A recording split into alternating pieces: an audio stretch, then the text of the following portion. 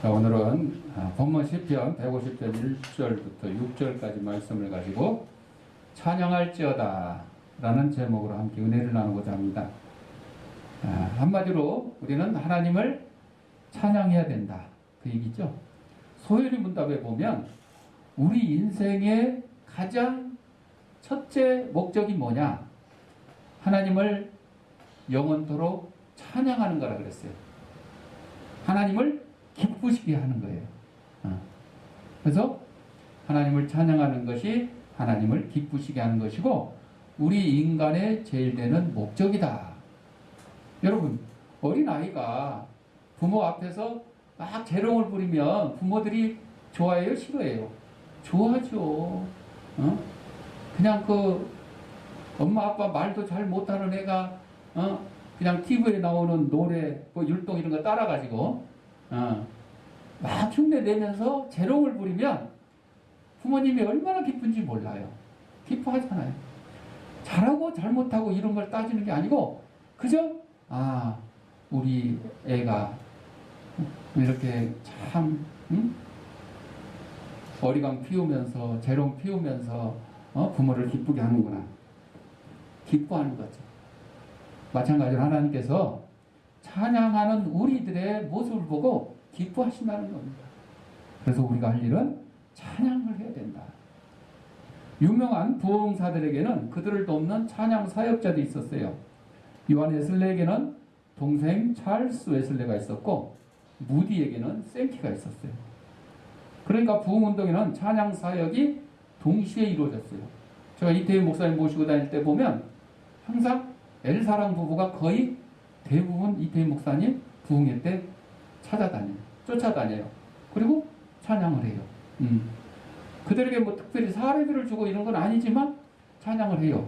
그리고 이제 예배 끝나고 나갈 때 성도들한테 이제 음반 판매를 하고 뭐 그런 걸 해서 이제 수입을 얻는 건데 그분들이 하나님을 찬양하는 것을 기뻐하기 때문에 사람이 관계없이 이렇게 찾아다니면서 찬양을 하고 또 부흥사를 돕는 일을 하죠. 그래서 이 부흥운동에는 찬양 사역이 동시에 이루어졌다. 찬양이 있는 곳에 부흥이 있고 부흥이 있는 곳에 찬양이 동시에 있다는 것을 우리는 체험적으로 알 수 있습니다. 그것은 찬양과 부흥이 함께 이루어진다는 증거입니다. 젊은이들 사이에 찬양이 활성화되고 많은 젊은이들이 찬양 사역자로 나서고 있습니다. 어찌 보면 젊은이들 안에 부흥에 대한 강렬한 열망이 있다는 증거입니다. 그래서 뭐 열린 예배 이런 이름으로 해서 이제 그동안에 설교 중심의 예배였다 그러면 지금은 찬양 중심의 예배로 이렇게 하고 있죠. 뭐 기도회 이런 데도 가보면 기도를 많이 하는 것보다 제가 보기에는 찬양을 더 많이 하는 것 같더라고요. 그래서 이게 기도회인가 찬양회인가 좀 구분이 안 될 경우도 있겠지만 그런데 뭐 찬양을 많이 했다고 해서 잘못된 건 아니에요. 설교를 좀 줄이고 찬양을 많이 해도 상관이 없어요. 기도를 좀 들고 줄이고 찬양을 많이 해도 상관이 없어요. 왜? 찬양이 결국은 곡조 붙은 뭐라고요? 기도예요. 기도. 찬양이 곡조 붙은 기도예요. 그렇기 때문에 설교 시간이 좀 줄고 기도 시간이 줄고 찬양 시간이 늘어난다 그래도 문제될 건 없습니다. 자, 그래서 젊은이들이 이 부흥에 대한 강렬한 열망 때문에 찬양을 굉장히 사모하고 많이 하고 있죠. 근데 이게 이제 조금 염려스러운 거는 그냥 찬양만 하고 끝낸다. 이거는 또 아닌 것 같아요. 기도도 안 하고 말씀도 안 듣고 그냥 처음부터 끝까지 찬양으로만 했다. 이거는 좀 문제가 있을 수 있어요. 짧더라도 기도하고 말씀이 꼭 들어가야 돼요. 그렇게 해서 찬양을 해야 하나님이 원하시는 깊은 찬양이 되는 것이지 오로지 그냥 찬양만 하겠다. 그거는 좀 아닌 것 같아요. 자, 그래서 이 찬양과 부흥이 함께하는 것, 부흥에 관한 강렬한 열망이 오늘날에만 있었던 게 아니고 옛날에도 있었어요. 그래서 교회 역사를 보면 교회가 침체할 때, 회개가 필요할 때, 이럴 때도 찬양에 대한 열망이 있었어요. 하나님이 회개시킴으로 인하여 침체를 극복하게 했기 때문입니다. 침체가 극복되면 부흥이 일어납니다. 그 과정에 찬양이라는 방법이 있습니다. 찬양하며 마음의 뜨거움을 가지고 죄를 회개하는 경우가 있습니다. 감격의 눈물을 흘리는 사람들도 있습니다. 물론 거기 하나님의 말씀이 바로 선포되었습니다. 여러분, 교회에서 찬양과 세상의 노래하고 차이가 뭐냐? 세상의 노래는 누구를 즐겁게 하는 거예요? 세상 사람들을 즐겁게 하는 거죠. 하나님께 찬양하는 건 누구를 즐겁게 하는 거예요? 하나님께만 즐겁게, 하나님께. 그래서 찬양할 때 여러분, 우리는 찬양하고 나면 잘했다고 박수를 하거나 사실 그럴 필요가 없어요. 왜? 하나님께 드린 찬양이니까 하나님께서 기쁘게 받으셨으면 되는 거지, 그걸 우리들이 평가를 해서 잘했다고 막 박수치고, 아니에요. 그거는 하나님께 드리는 찬양은 아니에요. 사람에게 부르는 노래는 잘했다고 박수도 할 수 있고 격려할 수 있어요. 그러나 하나님께 드리는 찬양은 그렇지 않습니다. 잘했던 잘못했던, 뭐 박자가 틀렸던 음정이 틀렸던, 하나님이 기쁘시게 받으시면 되는 거예요. 우리가 잘했다 잘못했다 판단할 필요는 없는 겁니다. 그래서 이 찬양하며 마음의 뜨거움을 가지고 죄를 회개하는 경우가 있습니다.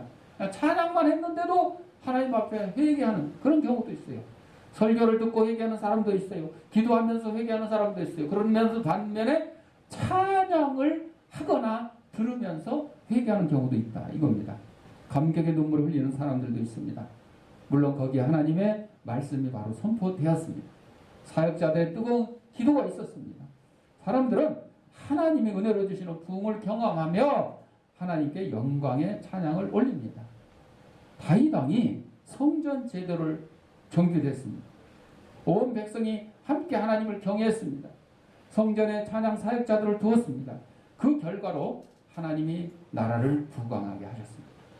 다윗 시대는 찬양과 부흥이 동시에 이루어지는 시대였습니다. 찬양을 통해서 부흥이 일어난 겁니다. 첫째, 찬양은 장소가 제한되지 않습니다. 오늘 본문은 시편의 마지막 부분인데, 마지막 부분에서 하나님을 찬양하라는 강한 권고가 등장합니다. 여기 나오는 찬양은 시인이 하나님이 주시는 은혜를 모두 경험한 이후에 하나님께 드리는 응답입니다. 다윗을 비롯한 시편 기자들은 수많은 고난을 겪었습니다. 하나님 앞에 찬양할 때 만사 형통해서만 하나님을 찬양한 것이 아니었어요. 고난 중에도 선수 누르고 있어요. 고난 중에도 하나님을 찬양을 했어요. 고난 중에도 하나님을 바라봤습니다. 그러네 하나님이 살아계셔서 그들과 함께 하심을 피부로 체험했어요. 사울왕에게 쫓길 때도, 아들 압살롬에게 쫓길 때도 다윗은 하나님이 살아계셔서 그들과 함께 하신다는 것을 체험을 했습니다. 하나님이 말씀으로 백성들을 가르치셨습니다. 하나님의 말씀은 백성들의 생명의 양식이었습니다. 하나님이 백성의 기도를 들어주었습니다. 이러한 영적 체험들을 가진 사람은 하나님을 찬양할 수밖에 없습니다. 요즘 이제 트로트 열풍이 TV조선에서 미스트롯을 하고 그다음에 미스터 트롯을 했는데, 이게 이제 아주 인기가 좋아가지고 사람들한테 많이 불리게 되고, 거기 나오는 가수들이 아주 이제 성공을 했죠. 돈도 많이 벌고 뭐 광고 촬영도 하고 뭐 방송 뭐 여기저기 방송국에 안 나오는 데가 없더만. 요리 프로그램에도 나오고 뭐 고기 잡는 데도 나오고 뭐 아니 여기저기 틀면 다 나오더라고. 근데 이 사람들이 자기들이 그 트로트를 하고 노래를 하는 것은 사실 자기들이 좋아서 시작을 한 거예요. 그렇죠?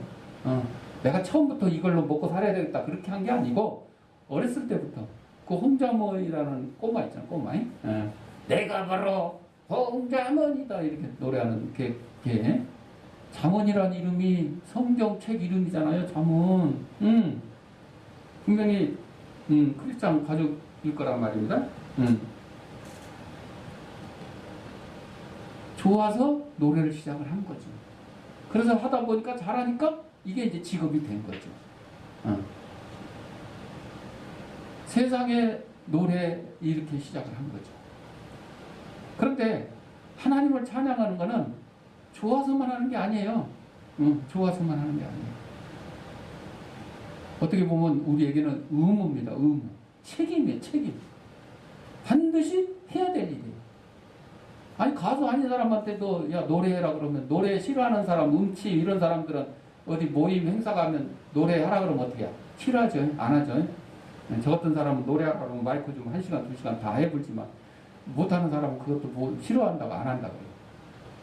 그런데 하나님을 찬양하는 일에 우리는 좋아도 싫어도 하나님을 찬양해야 돼요. 고난 중에도 슬픈 일이 있어도 괴로운 일이 있어도 하나님을 찬양을 해야 된다는 것입니다. 은혜를 받기 위해 찬양할 수 있으나 은혜를 받아서 찬양합니다. 하나님 나에게 복 주세요 하고 찬양할 수 있지만 우리는 그 전에 먼저 하나님이 나에게 복을 주셔서 감사합니다 하고 찬양을 한다 하는 것입니다. 우리는 언제 어디서든지 하나님의 은혜를 받을 수 있습니다. 하나님 은혜를 주시는데 장소에 제한을 두지 않습니다. 언제든지 은혜를 주실 수 있어요. 우리가 고난 가운데서도 은혜를 주실 수 있고 평안한 가운데 잠자리 가운데서도 직장 일하는 가운데서도 은혜를 주실 수가 있는 것입니다. 그러므로 우리도 하나님을 찬양하는 일에 장소에 제한을 둬서는 안 돼요. 예배 시간에도 찬양하고 어디 뭐 놀러 밖에 야외에 놀러 가서도 찬양하고 우리 저 야외 가면 항상 하는 노래 있잖아요. 주 하나님 지으신 세계 주 하나님 지으신 모든 세계 이렇게 찬양을 하잖아요. 장소의 제한. 하나님이 우리를 은혜를 주시는데 장소의 제한이 없는 것처럼 우리도 하나님께 찬양하는데 장소의 제한을 두지 말아야 돼요. 가끔 이제 동네 사람들하고 노래방 같은 데가 노래할 때 트로트도 부를 수도 있고 가요도 부를 수 있지만 또 교회 다니는 사람은 가끔 찬송을 할 수도 있어요. 교회 안 다니는 사람들이 이렇게 얘기를 할 경우도 있어요. 그런데 여러분 교회 안 다니는 사람이 세상에 가요를 부르면 교회 다니는 사람은 하나님을 찬양하는 찬송을 부를 수 있는 거예요. 그거는 서로 다른 거지 틀린 게 아니거든요. 그러니까 교회를 다니는 사람은 교회 안 다니는 사람을 이해를 하려고 하는데 반대로 교회 안 다니는 사람은 교회 다니는 사람을 이해를 안 하려고 그러고 못한다고 그래요. 누가 노래방까지 와서 뭐 찬송가를 부르냐 이렇게 얘기를 하는 경우도 있어요. 그럼 그렇지 않아요, 여러분. 그 노래 경연 프로그램에 가서 가끔 찬양을 하는 그런 가수들도 있잖아요. 김호중이 이제 30이 다 돼가지고 군대를 가야 된대. 곧 가야 된다 그러더니 얘도 어려서 교회 다니면서 찬양을 배우고 이렇게 해가지고 이렇게 성장을 하게 된 거예요. 그래서 성악을 하게 된 거고. 자, 좌우지간 하나님을 찬양하는데 우리는 장소 불문 어디서든지 할 수 있어요. 하나님의 집에서 즉 교회에서 이렇게 함께 예배하면서 찬양하면 훨씬 더 은혜가 풍성하겠죠. 그러나 혼자서 길 가다가 직장에서 어디서든지 즐거운 일 있을 때든지 괴로운 일 있을 때든지 괴로울 때 우리 부르는 찬송 있잖아. 괴로울 때 주님의 얼굴 보라. 응? 소풍 가서는 소풍 가는 대로 어느 곳에 있든지 우리는 하나님을 찬양할 수 있는 것입니다. 그렇게 하는데 이왕이면 교회에 와서 함께 성도들과 찬양을 하면 훨씬 더 깊은 은혜를 체험할 수가 있다. 하나님과 더 깊은 교제를 할 수가 있다 이거죠. 그래서 오늘 본문에서 할렐루야, 그 성소에서 하나님을 찬양하며, 직장에서 집에서가 아니고 성소에서 그 권능의 궁창에서 그를 찬양할지어다 그랬어요. 그러니까 하나님의 집에서 찬양하는 것이 훨씬 더 효과적이다. 장소의 제한은 없지만 그래도 성전을 비롯한 모든 곳에서 하나님을 찬양합니다. 하나님이 그 모든 곳에 계시기 때문입니다. 그러므로 하나님을 향한 찬양은 장소의 제한을 받지 않습니다. 한동대학교 총장을 지냈으며 창조과학회를 만든 김영길 박사님이 있어요. 미국 유학 중에 부인을 따라서 교회를 다녔지만 예수님이 누군지, 죄가 뭔지, 죽음이 자신과 무슨 상관이 있는지 전혀 알지 못했습니다. 여러분, 예수님 믿기가요, 과학자나 뭐 교수나 이런 지식인보다 좀 덜 배우고 무식하고 가진 것 없는 사람들이 훨씬 더 예수님 믿기가 쉬워요.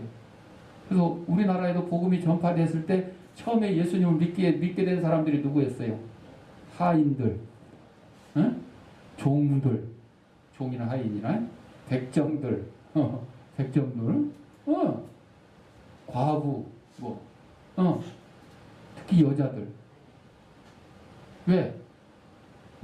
지금은 남녀 평등을 넘어서 여자가 이제 남자보다 우위에 서는 시대가 됐어요.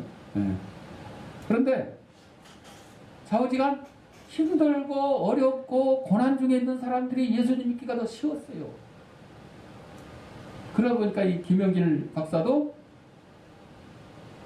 부인 따라서 그냥 교회를 건성으로만 다녔지 예수님을 믿었던 건 아니죠. 교회를 나가도 전혀 감동이 없는 형식적인 그냥 출석이었죠. 교회 안 나가면 이제 마누라한테 집 뜯기니까. 예수님 무서운 줄은 몰라도 마누라 무서운 줄을 아는 거예요. 그런 어느 날 그에게 큰 깨달음이 왔습니다. 자신이 죄인이라는 사실, 또한 죄인인 자신이 구원을 얻으려면 죄 없는 누군가가 대신 죽어줘야 되는데 이 세상 사람은 아무도 없고 오직 예수 그리스도 밖에는 자기 죄를 대신해서 죽어주신 분이 없다 하는 것을 깨달았습니다. 그 예수 그리스도가 자신을 대신해서 십자가에 죽으심으로 속죄 제물이 되셨다는 그 사실을 다 깨닫게 됐어요. 그동안엔 들었어요. 그동안에 여러 번 듣고 들었어도 깨닫지를 못했던 거죠. 보니까 아닌 거죠. 진리를 깨닫는 순간 그의 어두웠던 마음이 환하게 밝아오는 것을 느끼게 됩니다. 그는 두 손 모으고 예수님을 영접하는 기도를 드렸습니다. 주님, 나는 죽을 수밖에 없는 죄인입니다. 주께서 나를 대신하여 죽으셨습니다. 이 시간 저의 모든 죄를 주님 앞에 놓습니다. 아주 시간 가는 줄 모르고 기도하며 자신에게 구원을 베푸신 하나님의 은혜에 감사하며 또 찬양을 드렸어요. 다음날 아침 출근을 하는데 어제 봤던 하늘이 오늘 다르게 보이는 거죠. 어제 본 그 하늘이 아닌 것 같아요. 모든 것이 새로웠으며 다르게 보였어요. 어제 만났던 그 같은 직장 동료들, 학교 동료들이 다 새롭게 보이는 거죠. 그는 구원을 얻음으로 말미암아 하나님을 향한 소망을 분명히 가지게 되었어요. 그래서 한동대학교를 기독교 대학으로 발전을 시키고 한국 창조과학회를 통해서 이 진화론을 배척을 하고 우리 학교 교육을 올바르게 창조론을 교육할 수 있도록 그 기틀을 만들었다는 거죠. 찬양하는 데는 이유가 있어요. 이유. 하나님께 반드시 찬양할 이유가 있는데 이유가 없는 찬양이 없죠. 이유를 알고 찬양하면 보다 더 큰 깊은 은혜를 체험할 수가 있습니다. 찬양의 이유 중에 먼저 우리는 하나님이 하신 일 때문입니다. 하나님이 하신 일 때문에 찬양을 하는 거죠. 그래서 그의 능하신 행동을 인하여 찬양하며 하나님의 능력을 생각할 때 우리는 찬양하는 거죠. 애굽의 백성들을 홍해를 갈라가지고 해방시켜주는 거, 이런 거 하나님의 능력을 볼 때마다 찬양하지 않을 수가 없는 거죠. 하나님이 어떤 일로서 능하신 일을 백성에게 보여주었냐? 하나님이 백성을 구원했습니다. 애굽에서 종살이하던 이스라엘 백성을 몇 년 동안 430년 동안 여러분 우리 일제 36년 뭐 35년 아주 세발의 피지. 별것도 아니야. 그것도 우리가 뭐 끌려간 것도 아니고 우리나라가 점령당한 거였잖아. 이스라엘 백성 어떻게 해요? 원래 처음에 끌려간 건 아니었어요. 기근을 피해서 가뭄을 피해서 애굽으로 이제 이주를 한 거예요. 이사를 한 거예요. 이사를. 그랬는데 결국은 애굽의 종이 되어버렸어요. 이민을 갔는데 종 노릇이 되어버렸어요. 그러니까 이민을 갈 때는 하나님께서 아브라함과 그의 자녀들, 여기서는 특별히 야곱과 그의 자녀들을 지키시려고, 보호해 주시려고 요셉을 먼저 애굽 땅에 그냥 비행기 타고 특사로 가게 하면 좋은데 뭘로? 종으로. 요셉이 먼저 종으로 팔리다 보니까 결국 이스라엘 백성이 종이 된 것 같아요. 종으로 팔렸는데 애굽의 총리가 됐어. 그래서 식구들을 다 애굽으로 불러들였어. 이제 이거는 이민 정도가 아니라 완전 초청받아가지고 바로왕 두 분 다음에 2인자잖아. 2인자. 애굽의 2인자인 요셉의 가족들이 가나안 땅에서 이제 애굽 땅으로 내려오는데 완전 환영받을 일이죠. 그랬던 이스라엘 백성이 나중에는 종이 되어버렸어요.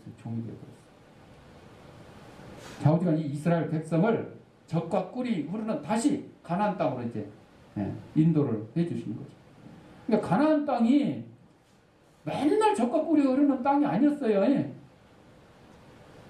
야곱과 그의 자녀들이 애굽으로 내려올 때는 무엇을 피해서 내려왔다고? 기근을, 가뭄을 피해서. 그러니까 그때는 가나안 땅이 젖과 꿀이 흐르는 땅이 아니에요. 아주 형편없는 그냥 황무지였어요. 근데 이제는 하나님이 젖과 꿀이 흐르는 땅으로 만들어 주시고 그들을 애굽에서 해방시켜서 가나안 땅 거기로 인도해 주셨다는 거죠. 그래서 때를 따라 비를 주시고 햇볕을 주시고 하나님 백성들에게 엄청난 은혜를 베푸셨어요. 적군들 그냥 다 물리치게 하는데 하나님 말씀에 순종만 하면 그냥 여리고성 그냥 돌도 던질 필요가 없어. 그냥 소리만 쳐도 다 무너지는 거죠. 범죄로 말미암아 그 조그만 아이성 그냥 거기에 이제 못 당해서 패배를 했지만은 자 사람이 노력하여 쟁취할 수 있는 게 있고 없는 게 있는데 이 하나님의 은혜는 사람이 노력해서 쟁취하는 게 아니에요. 그냥 하나님 일방적으로 그냥 주고 싶을 때 주는 거예요. 노력해서 얻는 게 아니고 오직 하나님으로부터 받는 거죠. 아무 대가 없이 하나님이 백성들을 이기 중에 구원하셨습니다. 구원도 사람의 힘으로 되는 것이 아니고 하나님의 일방적인 은혜입니다. 하나님의 능력입니다. 하나님이 우리에게 구원을 베푸심으로 능력을 보여주셨어요. 그 능력을 체험한 우리로서는 당연히 하나님을 찬양하는 거죠. 다음으로 능력을 보여주신 하나님은 위대한 분이십니다. 하나님은 사람의 생각과 상상을 뛰어넘는 분이세요. 여러분, 이스라엘 백성이 감히 홍해가 갈라질 걸 상상했겠어요? 요즘에는 이제 이 SF 영화라든지 미래 과학 이런 거에 대해서 엄청난 상상을 하고 영화도 막 만들어지고 있는데 우리가 생각하지 못했던 별 것들이 다 있어요. 여러분, 지금 KTX가 시속 300km로 엄청 빠르잖아요. 부산까지 가는데 2시간 조금 이 정도인데 근데 광속열차라 가지고 탄환열차 튜브 진공 터널 해가지고 총 쏘듯이 쏘는 그런 열차가 나오는데 내가 언제 봤는데 몇 6분인가? 부산까지 평 쏘면 그냥 총알처럼 날아가니까 감히 우리가 이걸 상상을 할 수 있었겠어요? 할 수가 없죠. 우리 인간의 과학의 미래도 감히 다 상상할 수가 없는데 그 인간을 창조하신 하나님의 능력을 우리가 다 상상할 수 있겠느냐? 못하죠. 감히. 응? 노아 홍수를 통해서 그냥 전 인류를 갖다가 노아의 8가족 외에는 그냥 다 멸망시키겠다. 이거 상상할 수 있었겠어요? 상상할 수 없으니까 그 많은 인류가 하나님 앞에 회개하지 않았고 노아 방주에 문 열어놓고 들어오라 그래도 안 들어가고 버티고 오히려 노아와 그 가족들을 막 비난하고 조롱하고 저 미친놈이지 미친놈. 저 정신 나갔구만. 치매 노망 걸렸구만. 뭐여 이 마른 하늘에 저 산꼭대기에다 배를 지어? 뭐 홍수가 나서 물이 그까지 찬다고? 사람들이 하나님의 능력을 감히 예측을 못한 거죠. 상상을 할 수가 없는 거죠. 그런데 그런 일이 일어났어요? 안 일어났어요? 일어났어요. 일어나니까 그때서 그냥 hov적거리면서 아이고 날 살려. 이미 늦었어요. 이미 늦었어. 구원의 방주의 문이 닫히기 전에 들어가야 돼요. 천국의 문이 닫히기 전에 우리는 지옥으로 향하던 발걸음을 어디로? 천국으로 바꿔야 되는 거죠. 그래서 예수 믿으라고 하는 거예요. 예수 믿고 구원 얻으라고 하는 거죠. 하나님은 초월자시며 지존자시죠. 우리와 다른 분이시죠. 그분이 우리에게 찾아오셨어요. 하늘나라를 알게 하셨어요. 하늘나라로 이끌어 드리겠으니 오라고 하십니다. 그러므로 이대한 하나님을 찬양하는 것이 당연한 거죠. 찬양하는 사람에게는 찬양할 이유가 있습니다. 그 이유를 알고 찬양하는 거예요. 세 번째로 찬양의 방법에는 제한이 없어요. 어떤 방법으로 찬양하는 거예요. 어떤 사람들은 좋은 목소리로 이렇게 하죠. 아름다운 목소리, 감성적인 꼭 눌러. 손가락으로 꼭 눌러. 이 목소리가 악기처럼. 나는 목소리가 안 좋고 음치다. 그러면 나는 악기를 연주를 잘하니까 악기를 통해서 뭐 피아노, 뭐 드럼, 뭐 바이올린, 뭐 관악기, 뭐 트럼펫, 뭐 심지어 뭐 꽹과리도 좋아. 또 꽹과리도 좋아.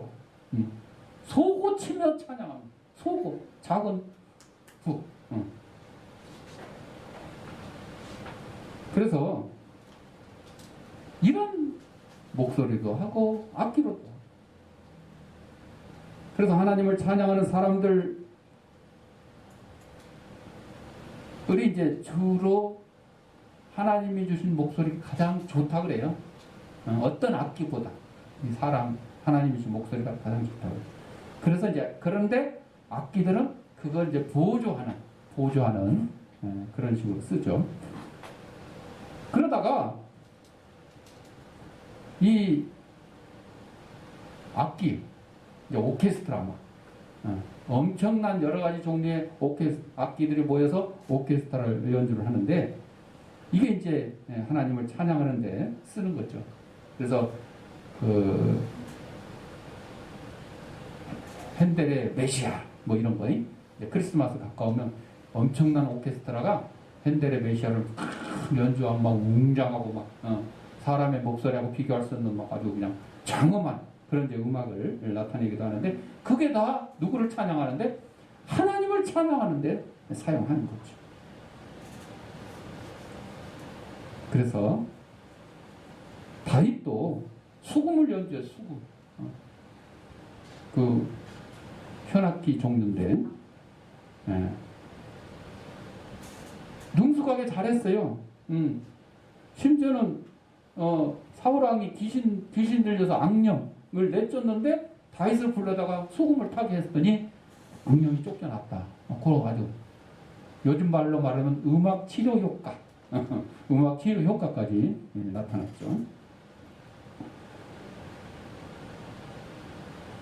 또 타악기, 북 치고 드럼 치고 막 두들겨서 하는 거 있죠. 요즘 젊은이들이 이제 이게 많이 하죠. 그래서 드럼도 우리도 전에 이제 드럼을 우리 학생이 그때 한다 그래가지고 돈 들여서 구입을 해가지고 했는데 한참 했었지. 배우고 했다가 그러다가 이제 또 안 하게 되니까 또 필요한 교회에다 이제 보냈어요. 그러니까 이스라엘 백성들이 특별한 은혜를 받았을 때 속으로 치며 하나님을 찬양했어요. 우리 찬송가 100장에 미리암과 여인들이 그거 있죠. 속을 치며 춤을 추며 찬양했어요. 그 흑인 가수 마리안 앤더슨 100명에 1명 있을까 말까 할 정도 노래를 잘해서 영광을 한 몸에 받은 사람인데 23개국에서 명예학위를 받았고 아이젠하워 케네디 대통령 취임 시에 국가를 독창했고 58년에 유엔 대표로 지명받았고 63년에 존슨 대통령으로부터 대통령 자유 상패를 받았어요. 그가 40년간의 성악 활동을 끝마칠 때 그는 이렇게 말했습니다. 나는 보잘것없는 노예밖에 될 수 없는 인간이었지만 흑인이었어. 흑인. 하나님께서 아름다운 목소리를 주심으로 유명해진 것이지 결코 내가 한 것이 아닙니다. 그러므로 명예와 찬양과 영광을 하나님께 돌립니다. 여러분 우리 연예인들이 상 받을 때 응? 하나님께 영광을 돌립니다. 이런 사람도 가끔 있어요. 대부분은 우리 어디 미용실 원장님과 주로 미스 코리아 이런 데에서 보면 그 미용실 원장들은 그렇게 잘 나와. 머리를 이쁘게 잘해줘서 그랬는지 몰라도. 그러나 또 하나님을 이렇게 찬양하는 가수들도 그렇고 또 우리 축구 선수들도 그렇고 체육하는 사람들도 우승하고 나서 막 기도하는 세레머니를 한다든지 또 인터뷰할 때 하나님께 영광 돌립니다. 하나님 감사합니다. 이렇게 하는 사람도 있죠. 그런 것처럼 이 흑인 가수 마리안 앤더슨이 이 명예와 찬양 하나님 앞에 영광으로 돌려드립니다. 마지막으로 우리는 누구든지 찬양해야 돼. 누구든지. 찬양에 잘하니까 목소리 좋으니까 그 사람만 하고 아니에요. 누구든지 음치면 어때? 민채처럼 저음하면 어때? 점수만 잘 나오도 괜찮아요. 저음이면 어때? 음치면 어때? 춤을 못 추는 몸치면 어때? 상관없습니다. 그러니까 찬양을 잘하는 은사를 가진 사람은 그거를 개발해서 다른 사람들이 따라 할 수 있도록 앞장서주면 되는 거죠. 악기를 잘 연주하는 사람은 악기를 통해서 하나님을 찬양하는 찬양곡을 만들고 이렇게 앞장서면 돼요. 나머지는 어떻게 해요? 따라하면 돼요. 따라. 그래서 하나님의 은혜를 이웃과 함께 나눠야 되죠. 살아있는 사람이라면 반드시 하나님을 비록 병원에 입원해서 누워있더라도 하나님을 찬양을 해야 돼요. 호흡이 있는 자마다 그래요. 호흡이 있는 자가 뭐예요? 숨 쉬는 사람마다 병원에 비록 누워있지만 숨 쉬고 있어. 인공호흡기를 한다면 모를까? 자연 호흡을 할 수 있다. 다 하나님을 찬양해야 된다는 거죠. 왜? 죽은 사람은 찬양하라 그러면 해요? 못해. 죽은 사람은 밥을 먹을 수도 없고 어디 갈 수도 없고 누구를 원망할 수도 없고 찬양할 수도 없어요. 그래서 살아있는 자가 하는 살아있는 사람. 그래서 찬양한 사람은 살아있는 사람. 찬양 안 하고 그냥 가만히 있는 사람은 죽은 사람이나 마찬가지다 이 얘기예요. 하나님의 백성으로서 그냥 1년 내내 그냥 찬양 한 곡도 안 하고 예배 시간에 와갖고도 입 딱 다물고 있는 사람들이 가끔 있어요. 찬양 안 하고. 죽은 사람이나 마찬가지예요. 그 사람의 육신만 죽었으면 다행인데 영혼까지 죽었으면 믿음까지 신앙까지 죽었으면 큰일입니다. 영적으로 살아있는 사람이 찬양하는 거죠. 찬양하는 사람은 살아있는 거예요. 자, 그래서 로마서 6장 11절에 그리스도 예수 안에서 하나님을 대하여는 산자로 여길지어다. 산자로. 이게 영생을 얻은 기쁨이 찬양을 통해서 드러나는 겁니다. 찬양은 우리가 영적으로 살아있음을 증명하는 것입니다. 살아있는 사람은 믿음의 결과를 이루어 나간다. 하나님의 믿음의 결과 곧 은혜와 복을 백성들에게 허락해 주셨습니다. 그것이 곧 찬양을 통해서 부흥이 일어난 겁니다. 부흥은 하나님을 찬양하는 사람들에게 주어지는 선물인 것입니다. 이 찬양은 꼭 음악이라는 장르만 이야기하는 것이 아니고 음악의 장르를 넘어서 하나님께 영광을 돌리는 것이 찬양입니다. 온몸으로 이 찬양이 음악으로 표현될 때 그것이 사람들이 감동을 하는 거고 사람의 재능이 하나님께는 영광이요 부흥의 원동력으로 사용되어진다. 사랑하는 성도 여러분, 저와 여러분은 하나님 앞에 은혜 받은 사람입니다. 그 은혜 받은 것에 감사해서 하나님을 찬양해야 되고 호흡이 있는 자마다 하나님을 찬양하라고 했으니 살아있는 내가 영적으로 살아있는 내가 믿음이 살아있는 우리가 하나님을 찬양하는 일에 앞장서는 저와 여러분이 되시기를 바랍니다. 기도하겠습니다.